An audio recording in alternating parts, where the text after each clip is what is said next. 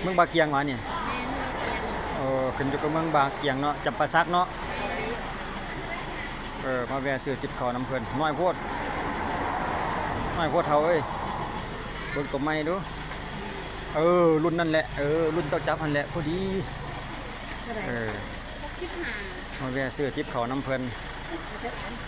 เมืองบาเกียงโอ้เครื่องทักษะพี่น้องได้มาแวะทางจำปาสักโอ้กระเตาะซ่อนเตาแดงออกมาใหม่นี่แบบอันนี้เลยอันนี้ละเท่าเฮาไปเห็นโยนตัดเยื่องเต็มเลยอันนี้สิเป็นแบบอยู่สมัยกระเตาะปลาแดกคือกันเนาะเพิ่นเอาไปห้อยโซ่อยู่ตัดเยื่องปลาบ่ก็หลายเบิ่งพี่น้องเอ้ยมีหยังแดอันนี้ก็ผ้าเข่าโอ้ประเทศด้วยหวายได้ผ้าเข่านี่เนาะ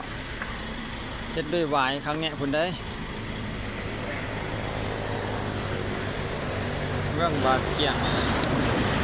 เป็นตลาดวางขายเครื่องทักษะอยู่แคมทางพี่น้องโอ้ถือว่าก็บ่น้อยเด้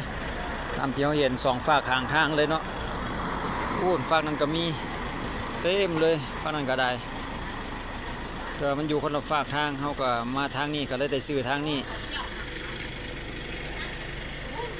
ได้แล้วบ่เท่าใดละหั่นน่ะ50,000อันนี้คือแนววีเขาเนาะเป็นไม้ซ้อเด้ออ๋อราคาบอกอยู่หั่นวะ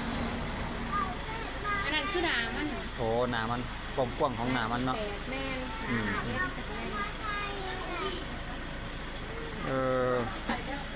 หลายอย่างหลายแนวกระตาใส่เครื่องต่างๆผ้าเขาผ้าน้ำมีครบสุดผ้าเขาก็มีหลายโหมดเด้มุกแบบเป็นดิ้วก็มีกระตาอันนี้มีอย่างนี่อันนี้เปนอนเด็กน้อยเนาะลักษณะนี้เนาะไปชนไม้กวาดฟอยก็อยู่ทางด้านนี้ไปเดินทางต่อ